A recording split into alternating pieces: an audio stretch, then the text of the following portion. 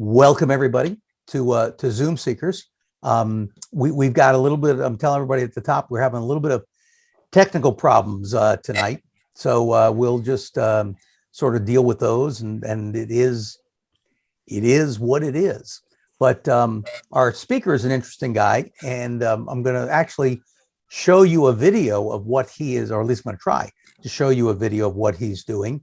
You can see his still picture on there. It's like we said a little while ago, this is the night of, I guess it's the horror night of, the horror night of any Zoom speakers type thing. Camera doesn't work and we can't get the share screen stuff to work on his end, but you see a very nice still picture there of Kurt Lieber, and he is not in that picture raiding a lobster trap, but actually pulling up ghost traps and ghost nets and stuff like that, because he is the founder and president of the Ocean Defenders Alliance, and the short version of what they do is they pull a lot of crap out of the ocean.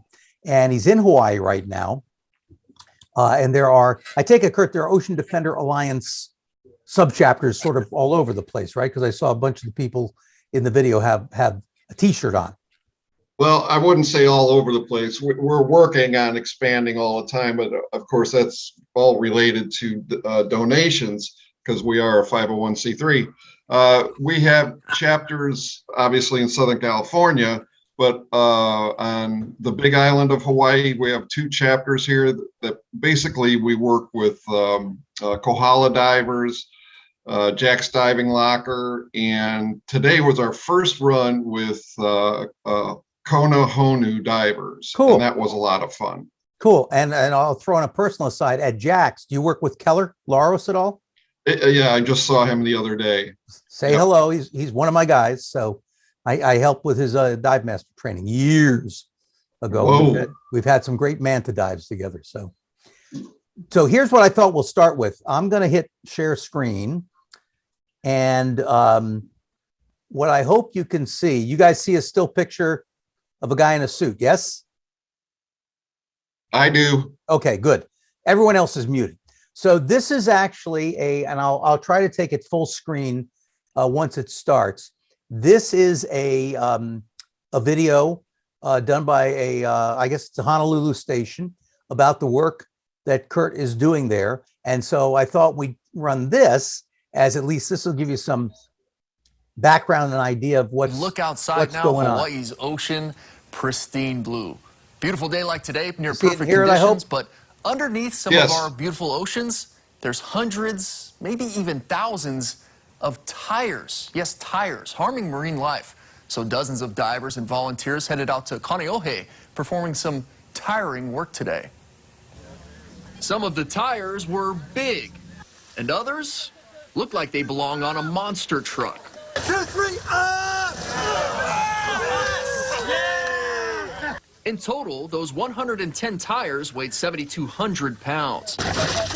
They were removed by Ocean Defenders Alliance. These dives working toward clean, healthy marine ecosystems. This is the 3rd time they've done this at the He'eia Small Boat Harbor in just 2 years. First time we found 40 tires, second time, which was last January, we removed 69. ODA's highly skilled divers hop in. They then use 150-pound lift bags to get the tires to the surface. Once you get it to the surface, then we get it to the ramp, and from there, everyone hauls it up from the top side. The harbor master told ODA that 8 tires were just dumped last night. There's a lot of dumping going on, and the tires leach chemicals into the water. And there's a really rare corals out here in Kaneohe Bay. Frustrating thing is here, they don't understand what damage this stuff does. They think, it cost me $25 to pay to have a tire dumped, to put in the dump, where it's cheaper to just dump it here. According to the Rubber Manufacturers Association, it takes 7 gallons of oil to make 1 standard car tire. There's over 200 chemicals that go into making a tire. So all those chemicals are leaching into the water over time, and it's killing the coral and it's damaging the habitat.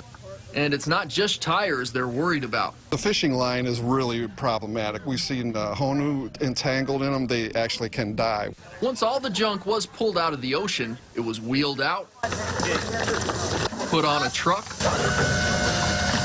and taken away.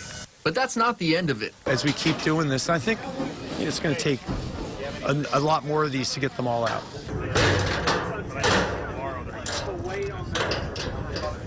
Incredible work those folks are doing. Now, the junk and tires were hauled off to H-Power. It weighed 3.5 tons. ODA is planning another dive in November or December. Okay.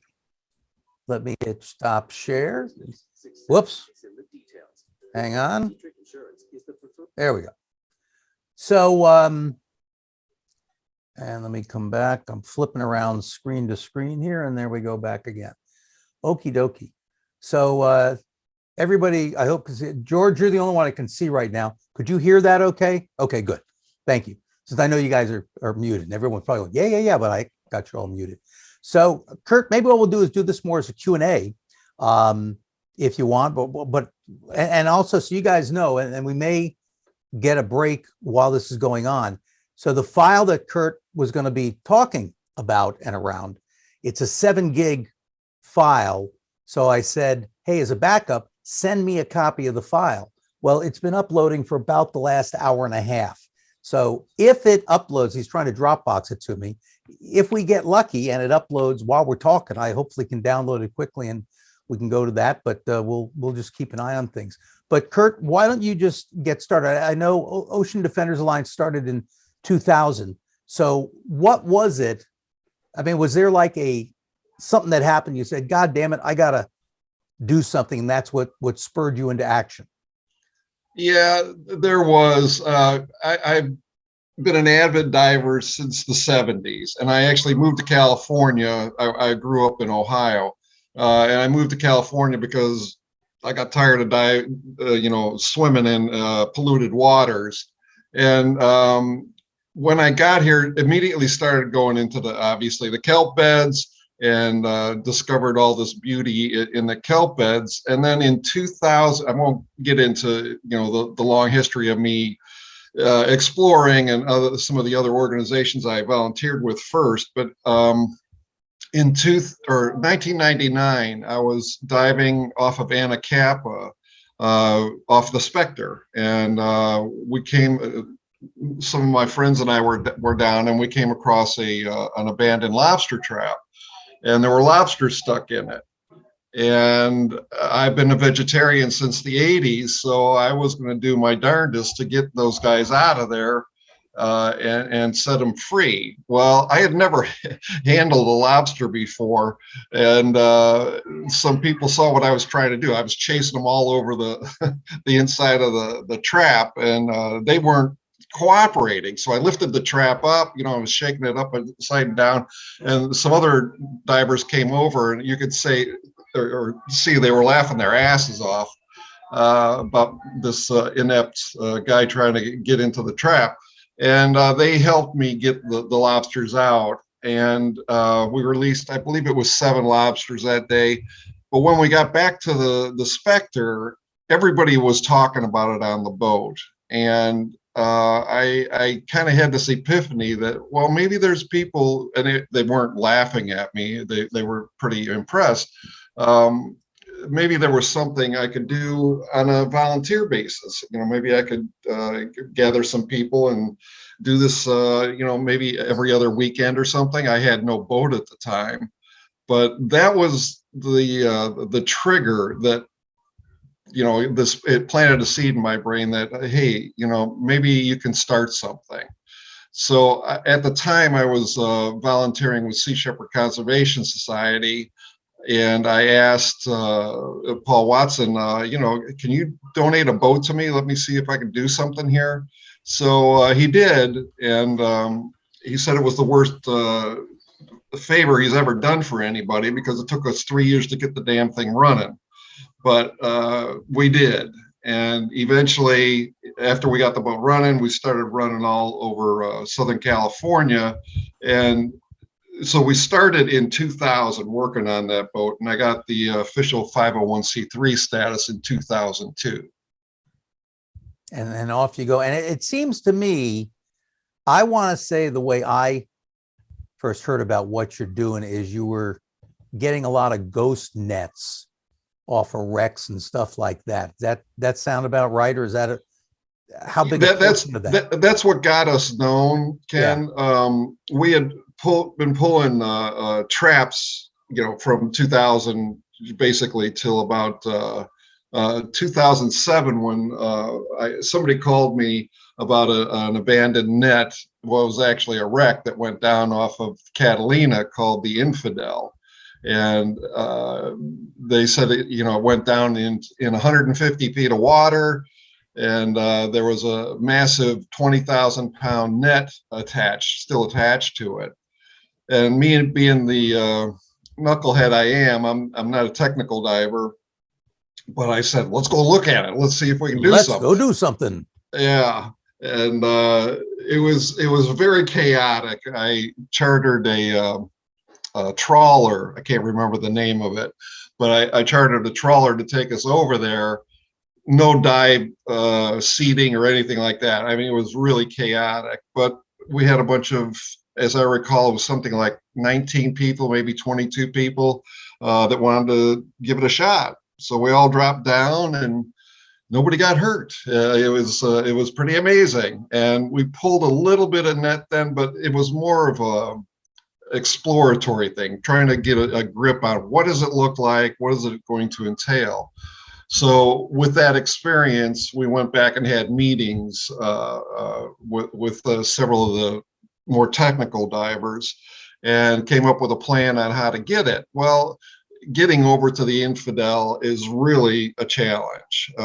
It's, again, in 150 feet of water, it's a long way away. So we experimented with our technique on the caissons. I don't know if anybody's aware of the caissons off of Long Beach, but they're in 130, 150 feet of water. So we went there several times, and there were at the time a lot of nets on it.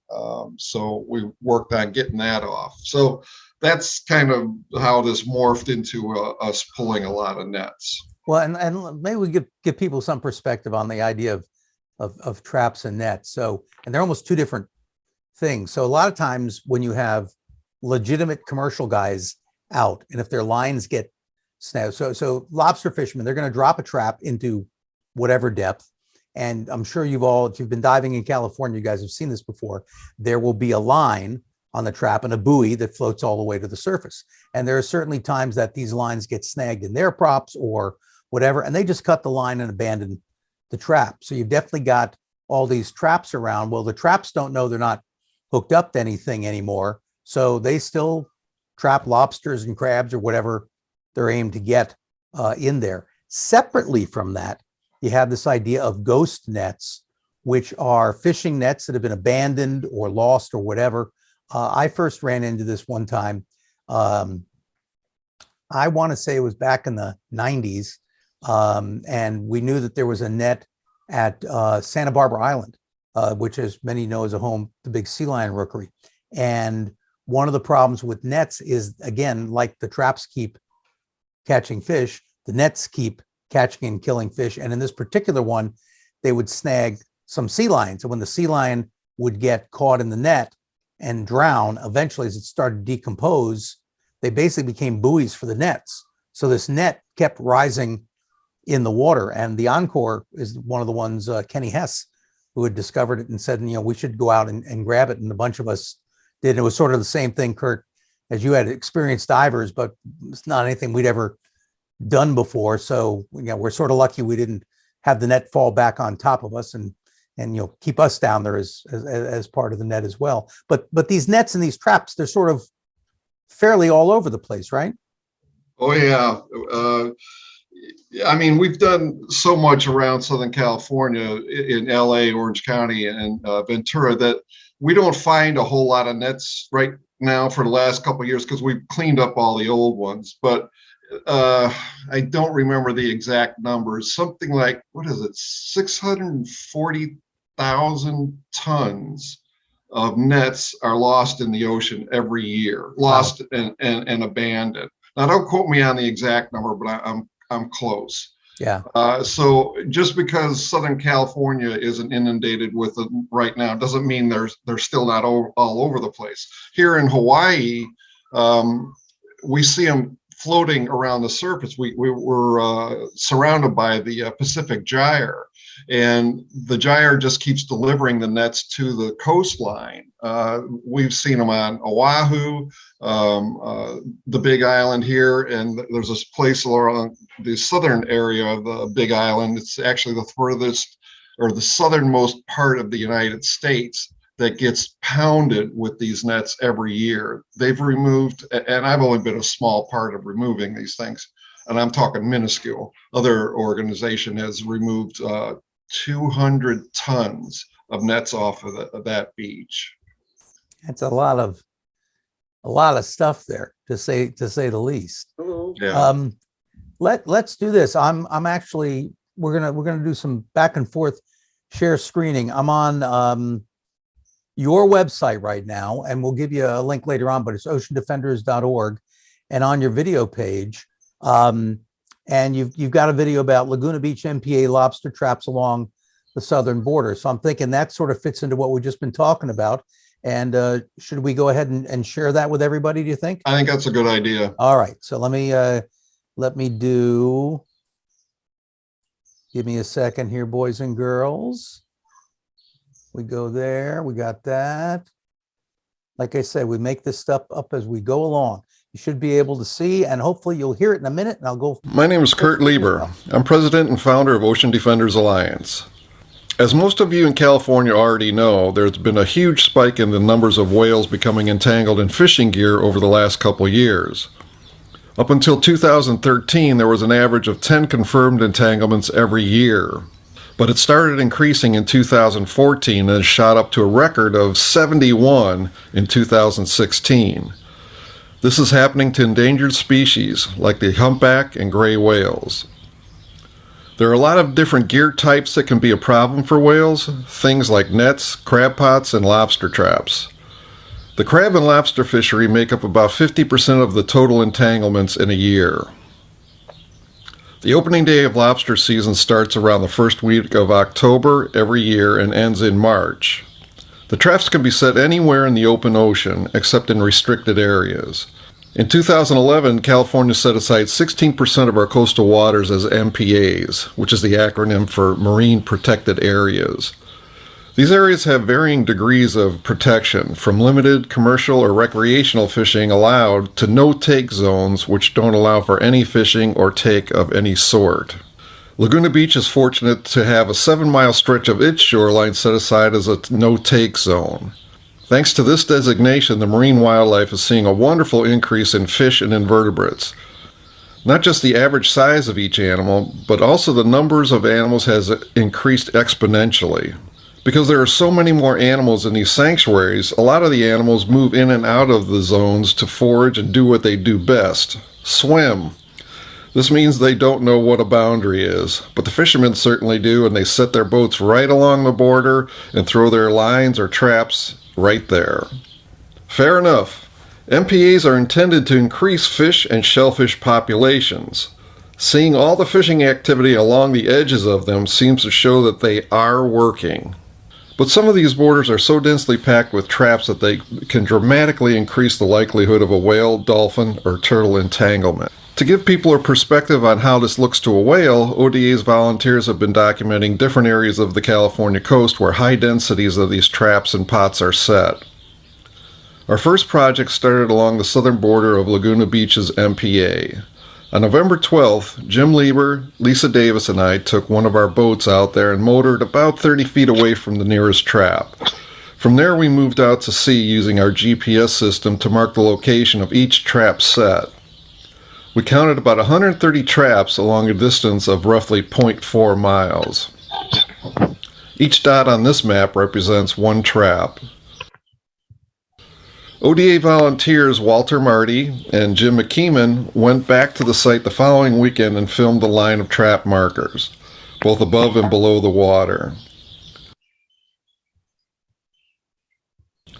As you can see, the traps are set very close together, with most being 20 to 30 feet apart, but some of them are 10 feet apart. Each trap has one line going to the surface. That line is what can wrap around a whale's tail or fluke or body. The wingspan on a humpback whale is about 50 feet.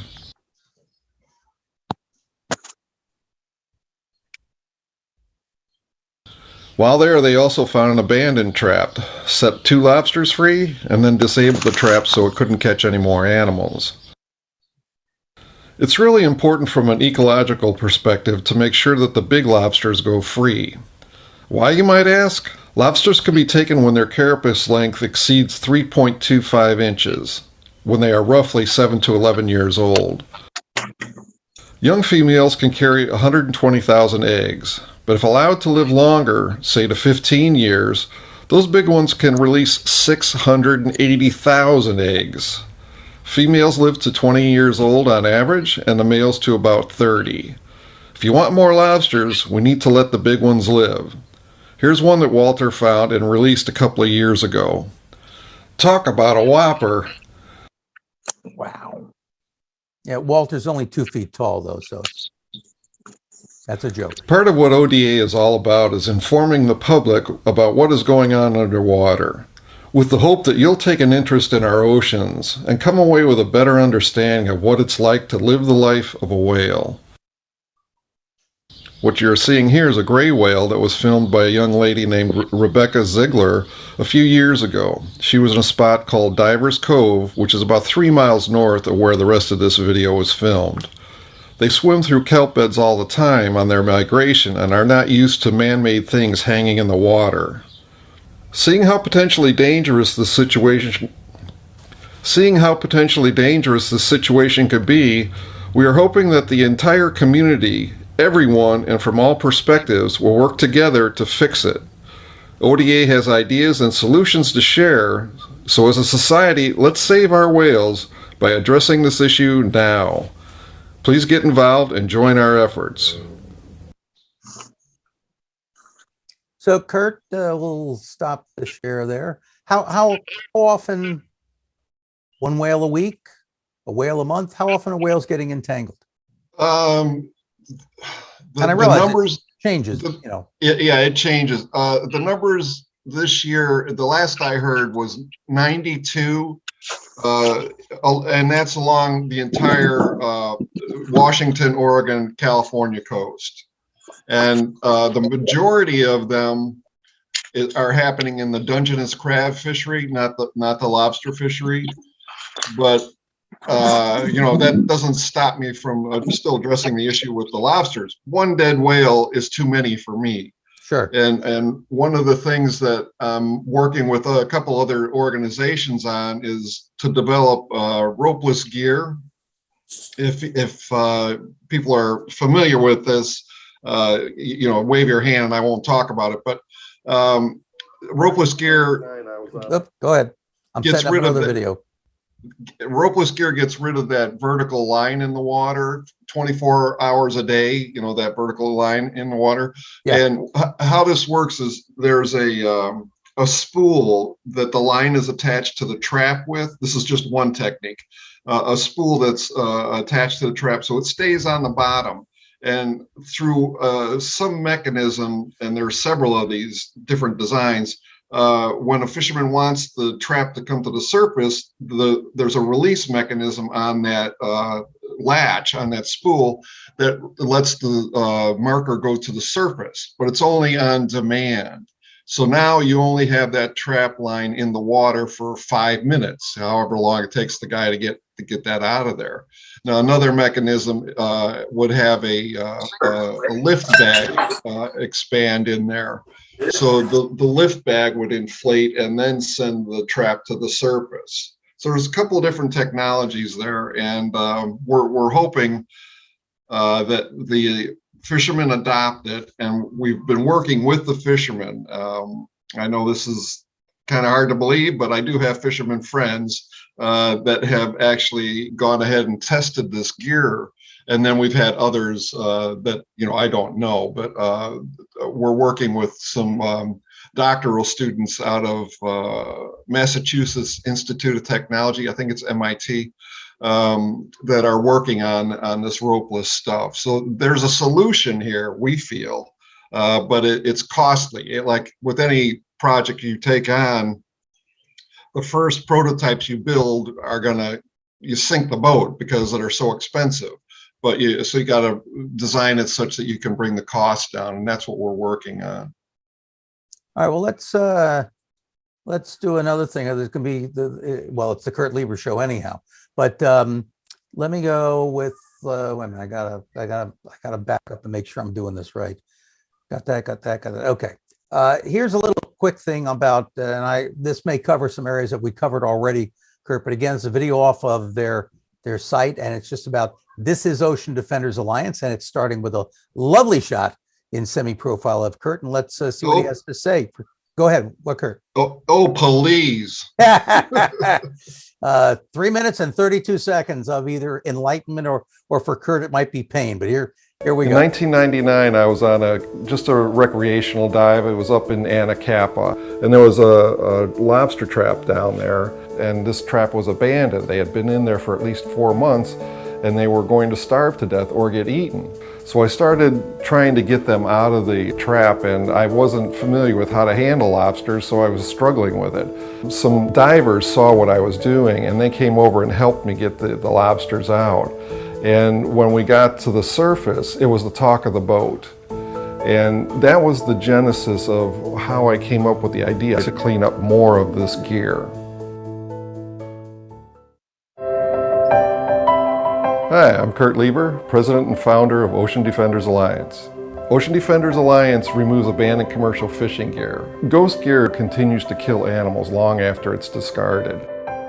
This is an example of a squid net. Nothing gets through here. Not even a minnow will get through this. And we find pelicans in here, cormorants, and obviously fish and sea lions. We found 6 dead sea lions in one of these things. When the storms come in and they wash this gear all over the place, it scours the reef and kills everything that can't move out of its way. We have a boat called the Clearwater. It's a 40-foot ex-Coast Guard rescue vessel, and it will handle 6 divers as well as 3 or 4 crew members. One of the things that makes ODA so unique in the world is that our divers are all volunteer. I take great pride in that fact that we utilize the local dive community and get them involved. The divers go down to the bottom and they attach lift bags to the nets and the lines. They fill the lift bag with air and then they send it to the surface. One of the highlights always for what we do is when you release a fish. It's not just the diving that is hard, it's removing the nets off of the boat that is difficult. They weigh a lot. We've had some instances where we've removed nets that have weighed 1,000 pounds. You can help us out by obviously making donations, but there's other ways too. If you're a diver, we'd love to have you come out. If you want to be on the boat, come out and help us on the deck. When you make a donation to us, that money goes pretty much directly towards the boat, and that money goes towards making this a better platform for us to remove this gear. One of the most rewarding things about what we're doing is going back to an area where we've been working for sometimes years and going back and seeing huge fish that hadn't been there before we started working on them. I think ODA is a really good investment for people because we're actively doing stuff locally. We're not one organization that has a lot of paid staff, so your money goes directly towards these campaigns. We get out into the schools, the dive clubs, the civic groups, the environmental organizations, and talk about what's going on here. Even if you're inland and you want to help raise money or raise awareness, we'll send you the materials to allow you to talk to people about it, show videos, and hopefully help us raise funds. We need your support. It's very easy to make a donation to us. You just go to our website, there's a link on there that says donate, and you just push the button, and there it is.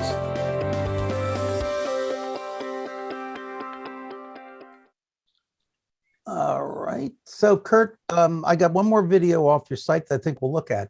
But in that video, since you mentioned the idea of divers and you're happy to take on more people, what are your requirements, if any, for someone to join you and become a diver? I mean, I saw a lot of people that I know there that are more tech divers, and you talked about deep stuff. So I know you've worked a lot with some of the GUE guys and some of the tech people, but what are you looking for in terms of diver qualifications? Well, it's all dependent on where we're going to be heading. Like in Hawaii, it's all clear water. and we're diving relatively shallow, getting small stuff, lines and tires and stuff like that. So it's just a competent open water cert. Obviously, you got to be able to be comfortable in zero viz. So not everybody is quite there yet in open water realm. But that's for the easy stuff. When we start doing stuff in California with the traps, we like to have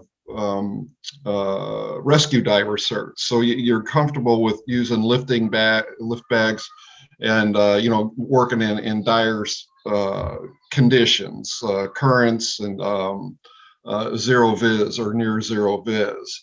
So that's the minimum requirement for California. And if somebody wanted to join up with you, volunteer services, link on the website, stuff like that? Yeah, there's a form on our website, a crew app that they can fill out and send to me. And then obviously you have to call, because we get a lot of people sending in apps, and I never hear from them again. And I don't have, it doesn't pay for me to chase everybody down. You have to be persistent. Show me that you really want to do this. And we don't operate off of that boat anymore that you guys just saw, the Clearwater. We got rid of that. And Bob Barker made a significant donation that allowed us to buy, we're calling it Mr. Barker's Legacy. It's a 54-foot Chris Craft. If you go to our website, you can see it. So it's a lot safer. On the Clearwater, we had the traps and the divers in the same general location. Not the brightest thing to do when you're in high seas and stuff. So now we have this bigger boat that we keep the divers separate from all the gear that we're removing. Now, is it true on this boat that, as you guys all know, Bob Barker, that Price is Right, Bob Barker, that when it's time to board the boat, you have someone there say, "Come on down"? We can use you there for that, Okay. that call. Fair enough. Fair enough. I'll check with my agent, see what my availability is. So we mentioned the idea of ghost nets and that kind of stuff, and the significance of getting those out of the water. And you've got a video on the website dealing with that, and it's about 4 minutes long. So I thought maybe we'd take a quick peek at that, and then we can talk a little bit more about that stuff, and then maybe we'll just open it up to questions from the group after that. So here we go again.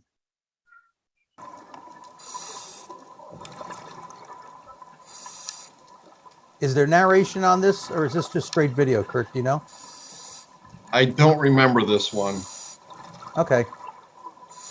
Well, I'm guessing just from hearing so far, this is just raw footage. So why don't you just give an idea what we're seeing? That's obvious. Yeah, this was a net off of Frenchie's Cove off of Anacapa.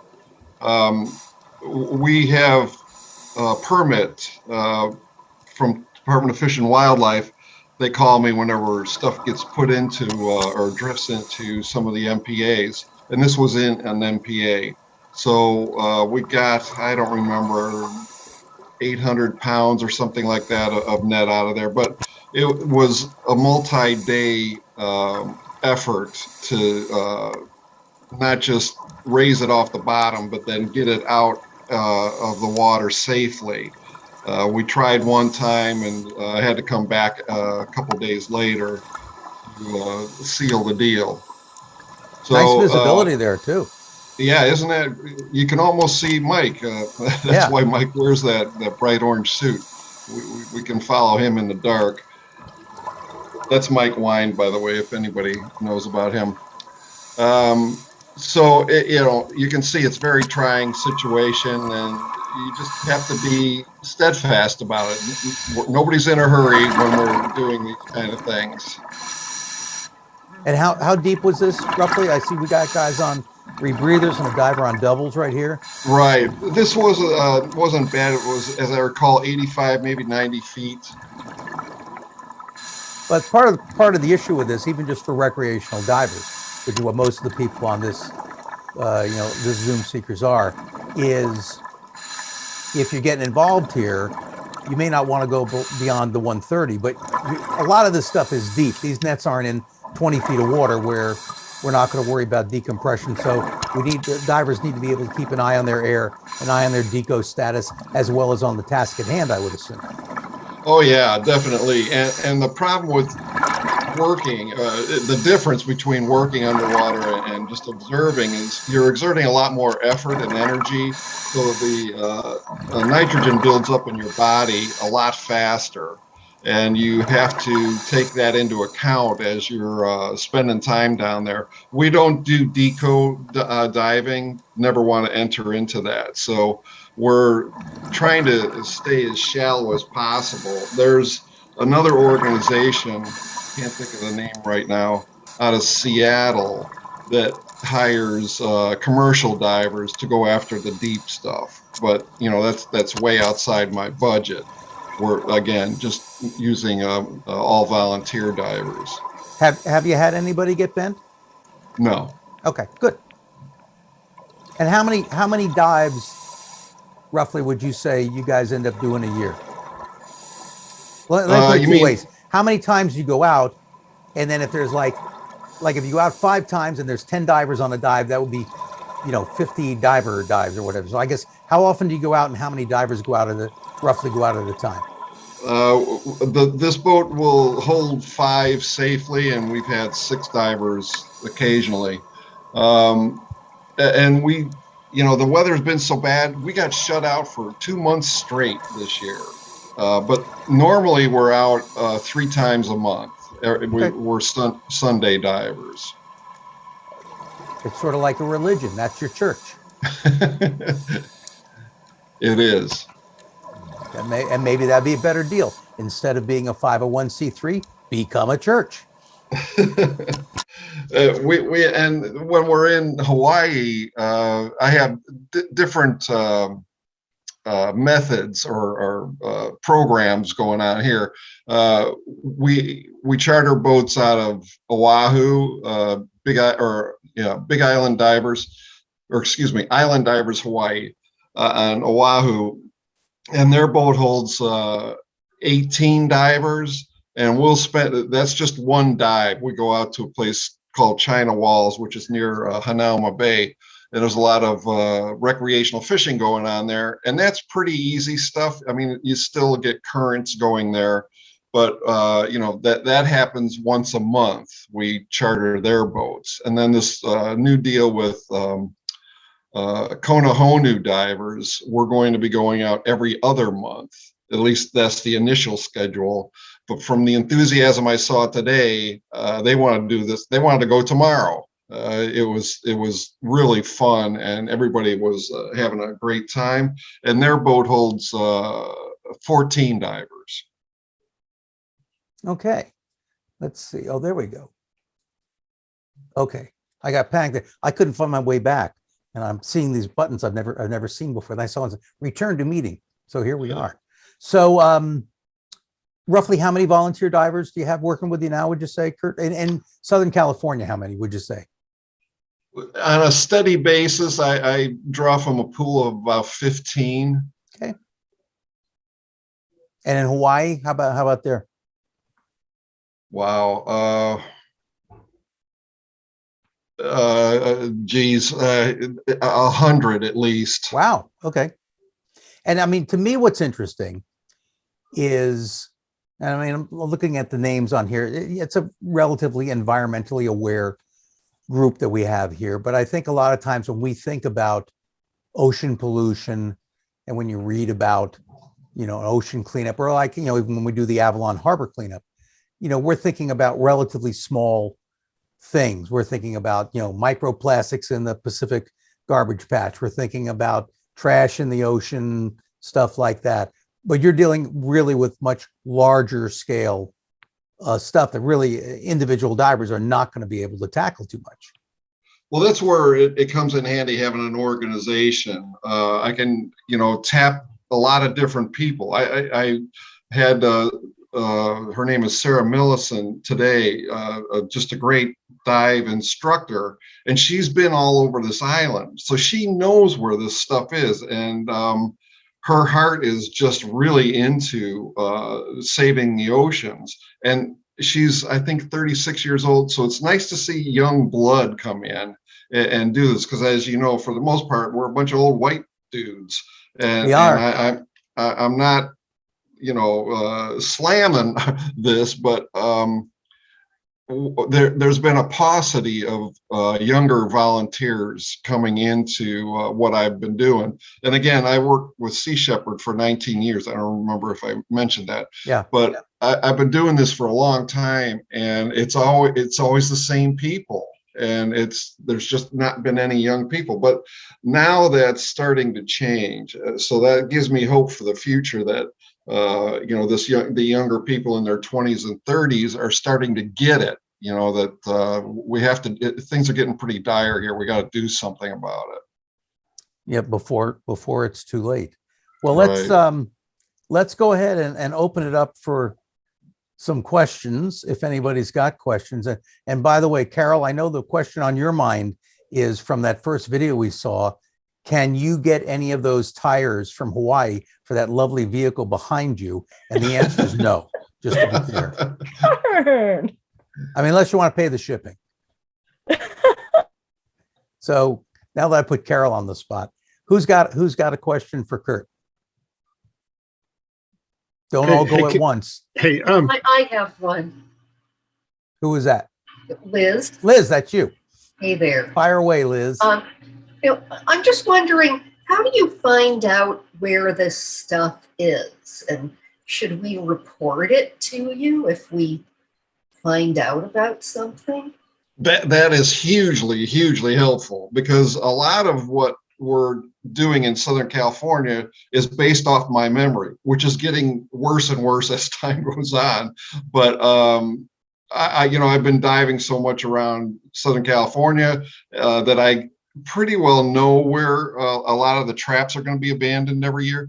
But you guys in the water are the key to helping me. It not just not makes my job easier, but it allows us to focus on an area, a specific target, rather than doing this hunt and peck type of stuff, which I've been doing, which wastes time and is not productive.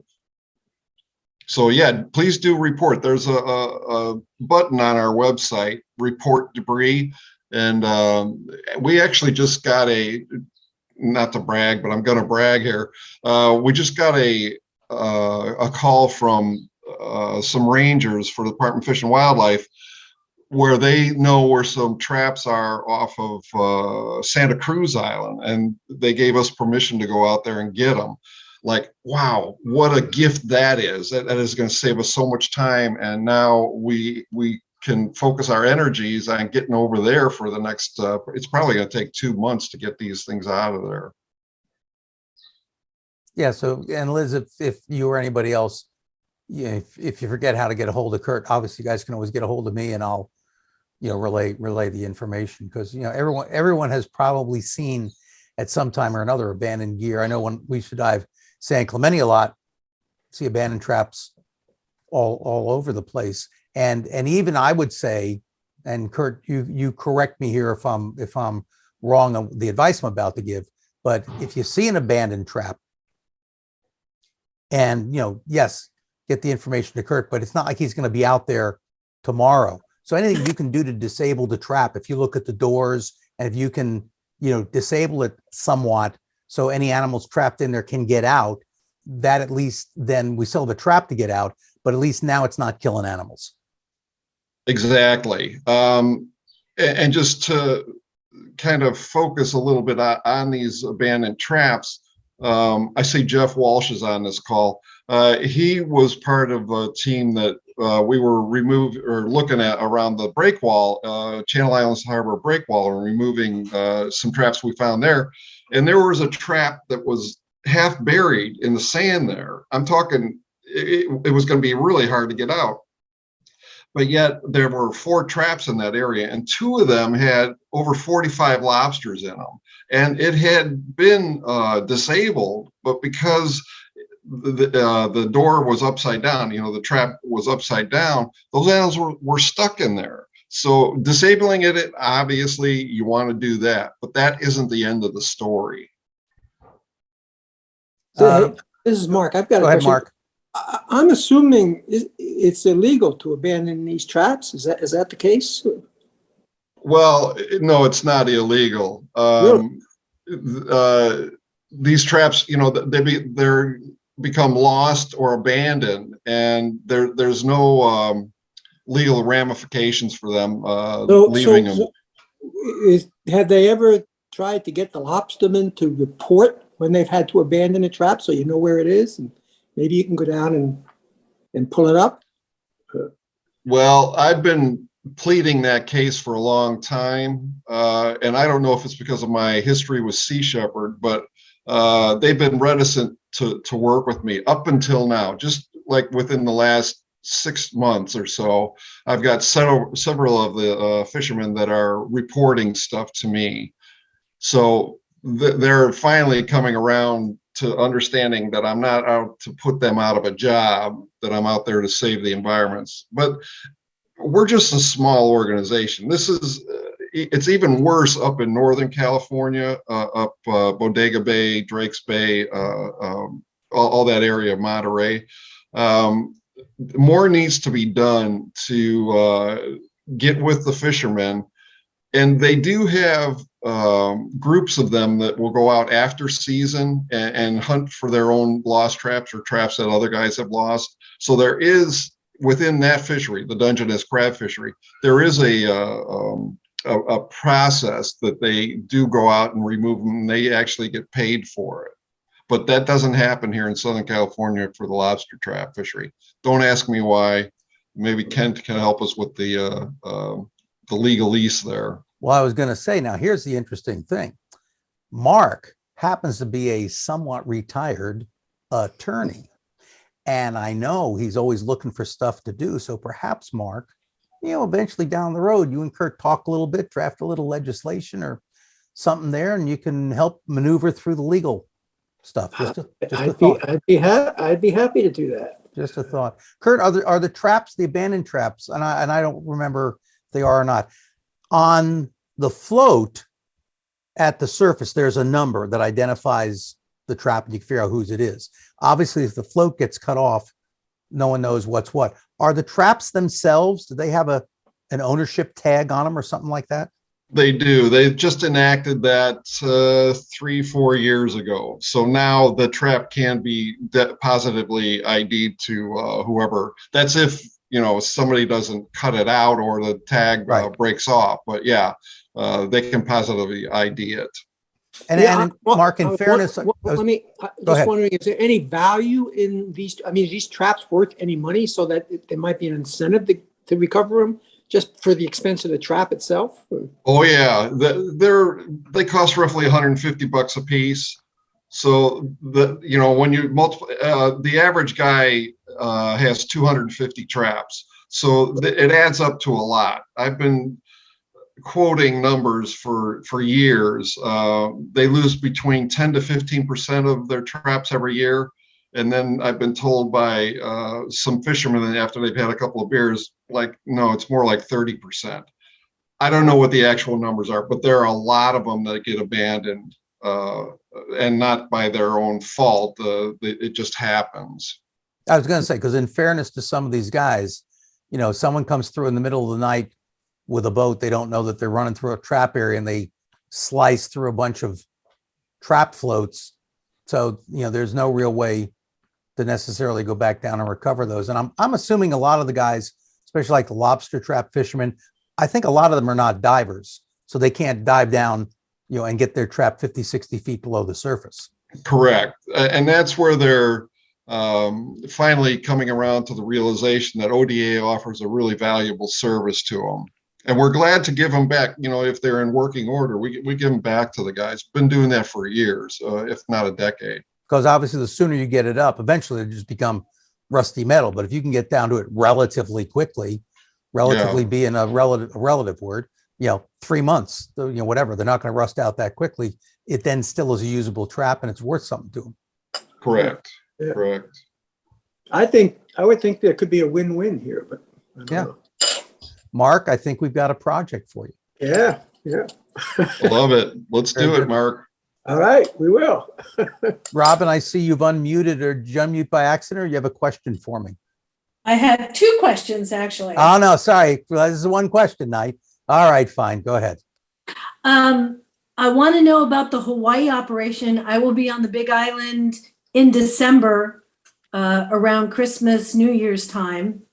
And is that shore diving? And then, Mark, what kind of law did you practice? I was a civil litigator. Okay. Civil litigation. But before that, Mark worked for the feds. That's true. I was a federal prosecutor for 8 years before that. As far as our operations on the Big Island, I don't know what's going to be happening over Christmas. That's a really busy time for all these dive operators.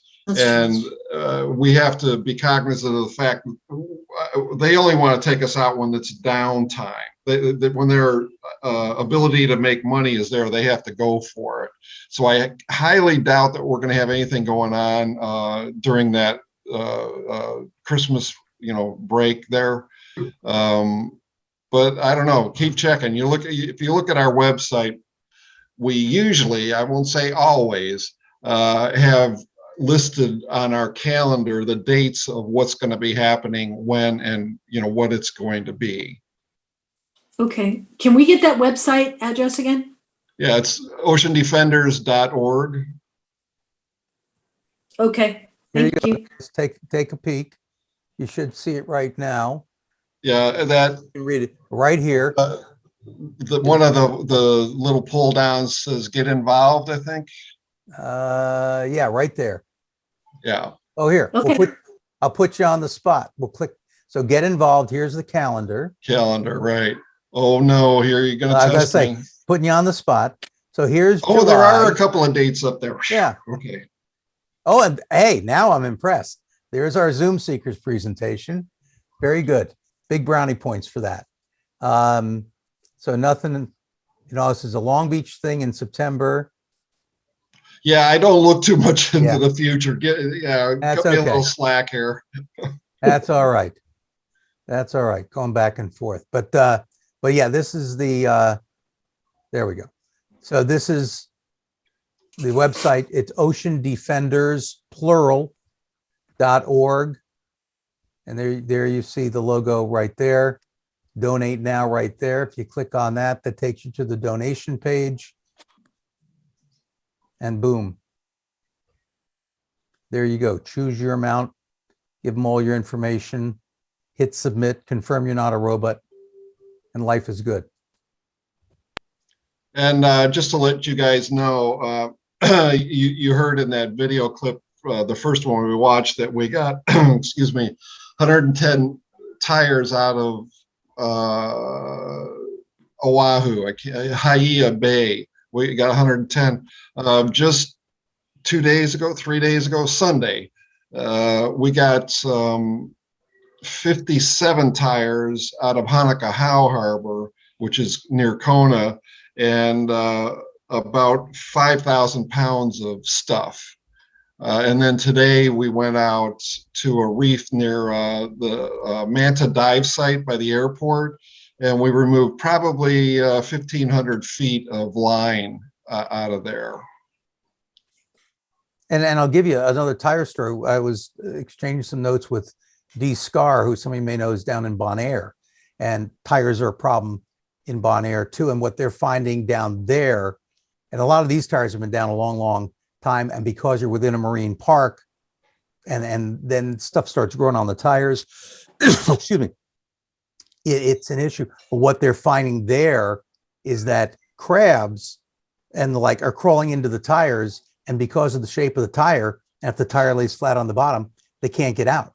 And now they end up going in there and they die. So they're building, and I kid you not, little ramps for the crabs and stuff to crawl out of the tire. So, it's ongoing problem with various solutions, to say the least. Yeah, and the stupidity of our technique for getting rid of these tires has been to build artificial reefs with tires.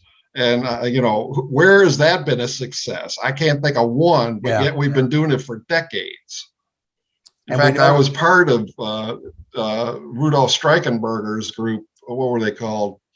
Marine Forest Society back in the 80s, where we were laying down lines. We were tying tires together, stringing them together, and sinking anchors into the bottom there off of Newport Beach.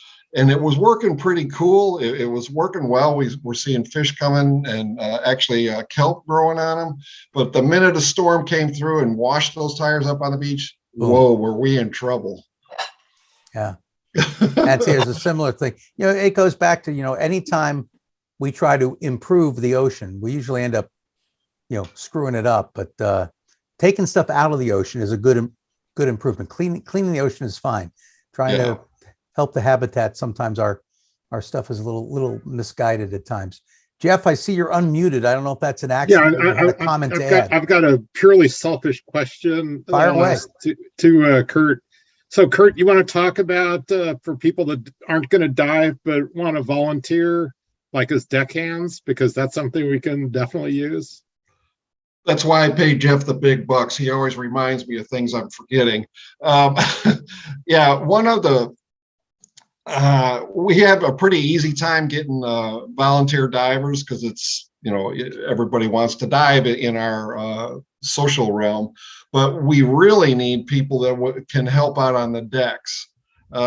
We need people that are comfortable, obviously, in heavy seas, working with divers. You don't have to be a dive instructor or a dive master, just help the divers out. And then we also have a small rib, rigid inflatable boat that we use to go out and retrieve these traps. As the lift bags come to the surface, the rib goes out and retrieves them and brings them back to the big boat. So we need somebody, that's comfortable getting on these small boats, get out there and, help us retrieve these traps. It's not an easy endeavor to pull the trap out of the water. It might sound like, oh, you got it to the surface, done deal. No, it's not. That's when the hard part starts. A lot of challenges go into that.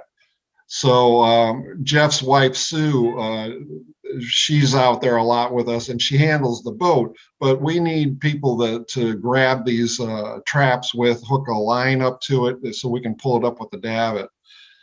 We also need people that are comfortable with video editing, who want to put together a video presentation. Just short stuff that's for the internet and social media. We could really use help there. And I would assume for those various roles, you don't necessarily need to be a diver. Correct. Yeah. What about weight? How much are you lifting if you're working on deck? The traps weigh about 70 pounds. So, but you're not lifting it. What you're doing is hooking a line up to it so I can pull it with the davit. Right. Which is what you see, I think, in your picture there, right, Kurt? Correct. Yeah. And that's hooking it up with a davit, not hooking it up with a David. There's not a guy named David that you say, here you go, David. It's davit, D-A-V-I-T. Very cool. Well, we'll give Wendy the final question, unless anyone else has anything, because it's Glenn, do you have a question? I see you just unmuted. Well, I just wanted to thank you, Ken, for hooking me up with Kurt when I had my problem of giving away money. Yes. Those are the kind of problems to have. Yeah, thank you guys. Excellent. So we have it's from Andrea, not Wendy. Well, it was under your name, Wendy, but thank you for the clarification. So in the chat, the question from Andrea is, as a fellow Buckeye, she would like to know, Kurt, where are you from in Ohio? I haven't. Well, you've heard it called the mistake on the lake. I'm from Cleveland. Oh, God. Yeah, I grew up, you would have seen this part of the video. I was there in '67 when the Cuyahoga River caught on fire. And my house was 9 miles away from that. And I was swimming because the house was right on Lake Erie. I was swimming in that stuff and seeing dead and dying fish, lesions on them, tumors. So that was the kick in the ass I needed. These fish don't deserve this. We got to do better by it. And so thanks for asking that question. Cool. Well, you do have the rock and roll Kurt, Hall of Fame. I'm a fellow Clevelander. I'm from Rocky River. So sorry to hear that. Are you from there or still living there? No, I'm in LA now. I came out here in 1978. Gotcha. Yeah, I always like to say I'm always glad to be from Ohio. I don't want to be there. I agree. It looks like Andrea shares the thought. There you go. But like I said, you got the Rock and Roll Hall of Fame, so all is not lost.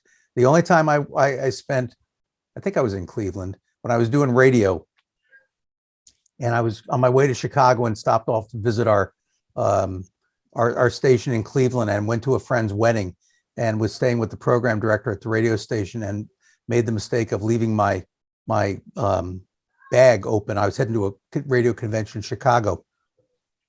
Left my bag open when I went to the wedding, and the guy's cat peed in my bag over every piece of clothing that I had. That's my recollection of Cleveland. So I would take the fire, on the river any day of the week. Cat piss wasn't good. Anyhow, Kurt, thank you very much. You said you'd never be able to talk for 35 minutes. We went an hour, so there. You did a really good job. Thanks for leading this along the way. And masterful job of bringing out a lot of different aspects about what we're doing. Good. Well, like I said, brevity is not my strong suit. So we put it to good use tonight. Thank you all for attending. I'll remind you again, we are next month. Oh yeah, Kurt, I'm sorry. We have to give you the Zoom seekers silent applause. So everybody's there on mute. Next month, it's August the 9th, always second Tuesday of the month. And we will be hearing from Reef Check and talking about what they do here in California and other places around the world. As you may or may not know, I think they started here sort of as a subset of UCLA, but they've expanded greatly worldwide. So that will be next month. So for now, I thank you all very much for spending the last hour and 5 minutes with us. Kurt, thank you again for wading through all of our little technical problems, which obviously, as soon as we sign off, will probably everything will clear right on up. It's it's like when you go to the doctor's office and it doesn't hurt anymore. But hopefully you guys will all be back to join us next month. So for right now, I'm Ken Curtis on behalf of Reef Seekers and Zoom Seekers saying, see you guys. Thanks again for joining and spending some time with us.